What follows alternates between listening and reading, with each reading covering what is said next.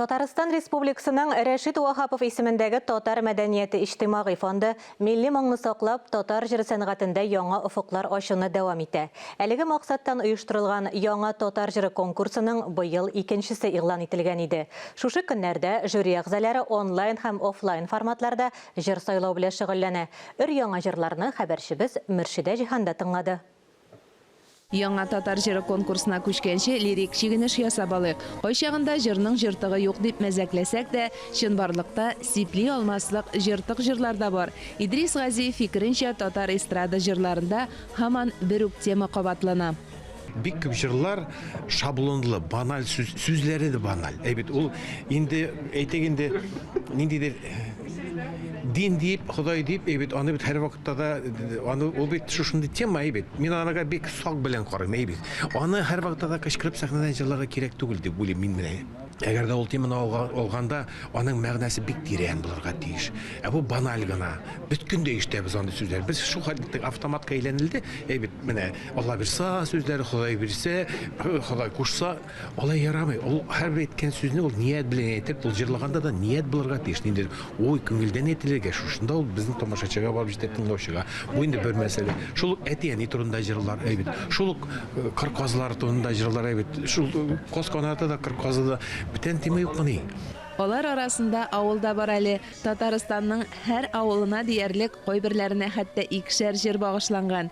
Тәҗрибәле продюсер Рифат Фаттахов тема мәсьәләсен менә ничек аңлата. Һәр вакытта җыр сәнгате ул гомум кешелек кыйммәтләренә багышлана. Гомум сәнгать гомум кешелек кыйммәтләренә багышлана. Бу әти-әни темасы да, туган як та, мәхәббәт алар гомум кешелек кыйммәтләре. 1000 ел элек безнең татар әдәбияты да, рус әдәбияты да, дөнья әдәбияты да, дөнья сәнгате дә шул темалар буенча эшләгән, эшли һәм дәвам итәчәк. Хакыйкать бәхәстә туа дигәндәй, бәя дә чагыштырмача бирелә. Әйтик, татар җырына тагын кайсы халыкны кибен? Шитләр белән Европа, рус тегесе бу монысы белән чагыштырган вакытта бу мактарырлык әлләни күкрәк кагырлык әсәрләр юк. Мин һәрвакыт менә шушындый сүзләр әйтәм, бик зур белдекле кеше булган шикелле. Бездә нигә дөньяга чыгарлык әсәрләр барлыкка килми? Әсәрләр дип гомумән музыка әсәре дә булган мөмкинлекләр. Чөнки бездә дуслык юк бу әйбердә. Инде бит әйтик, мәдәният министрына мин тел тигерәм икән, инде яхшы министр ул үзе чакыртып алып кешеләрен чакыртып алып, ярар булмый булай, безгә эшләргә кирәк. Безгә әйдә, теге һәрберебез бөеклектән барыныйк һәм җыелышып, ниһаять бер генә булса да бер әйбер төзик без эшләп чыгарыйк, бер әсәр, әйтик, аны кинога төшереп, дөньяга күрсәтерлек булсын икән. Ул инде әгәр дә опера мәсьәләсендә булса, шулай музыкантларны, либретистларны җыеп, барысында режиссерларны җыеп ничек куярга, бер әйбер эшләп була инде. Була бит инде. Була. Бу эшне эшләүче кеше юк. Иҗатчылар күп, ләкин аны оештыра белергә кирәк.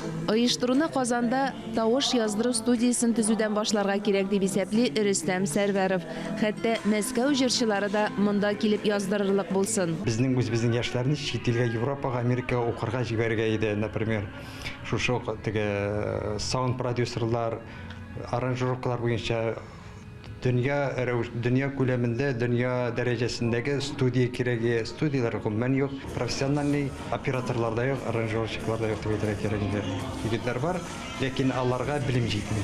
Безнең бик күп кенә аранжировщикларыбыз нота белмиләр, җырчыларыбыз нота белми, халык артистлары нота белми. Шуңа күрә ул менә безнең бер урында таптану белем җитмәүдән.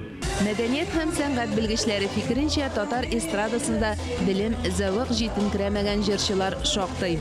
Менә барысы да бәйләнгән, мин аны әйтәм инде, русча әйткәндә үземнең студентларны кайга тиргә балам, әйтәм, сез беләсезме, сез сәхнәгә чыгасыз, зур сәхнәдә, ләкин сездән шундый җил исә банкет корпоратив хәрәкәтенең җиле.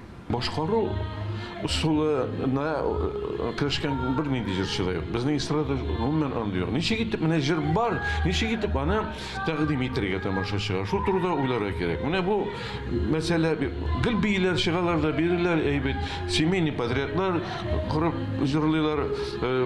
Бер нинди үзгә тавыш юк. Бөтенсе ирләр булса тенорлар, кызлар булса сопрано дигәндәй, инасын токмак, әйбәт. Үсеп булмый була.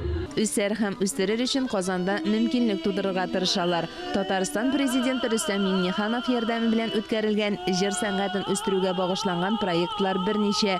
Яңа татар җыры конкурсы шуларның берсе.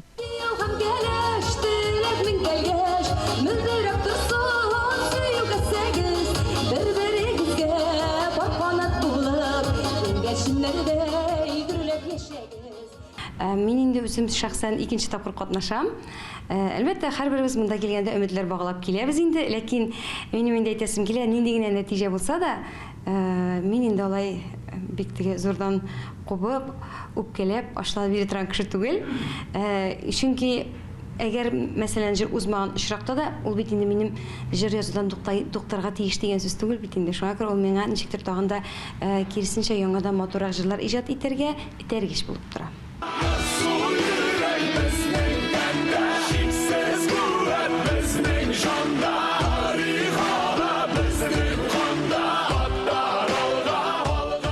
Узган ел нәтиҗәләре буенча беренче урынга татар алга җыры лаек булган иде. Ә бу елгысына әле нәтиҗә ясарга иртәрәк дип оештыручы. Инде кабилләшү процессы бара. Быел килгән җырларның саны азрак булса да, инде хәзер әйтергә мөмкин сыйфаты әйбәтрәк. Әмма ләкин инде зур нәтиҗә ясарга иртә. Безгә бит финал башланды гына. Һәм бу конкурска нәтиҗәне без Алла бирсә киләсе елда гала концерттан соң ясарбыз. Ул безнең 5 мартта булыр дип уйлыйм. Яңа татар җыры конкурсының гомуми приз фонды 2 миллион сум. Жюри 2 номинациядә: иң яхшы татар җыры һәм иң яхшы балалар җырын сайлый. Мөршидә Җиһан, Таһир Хәсәнов, Татарстан яңалыклары.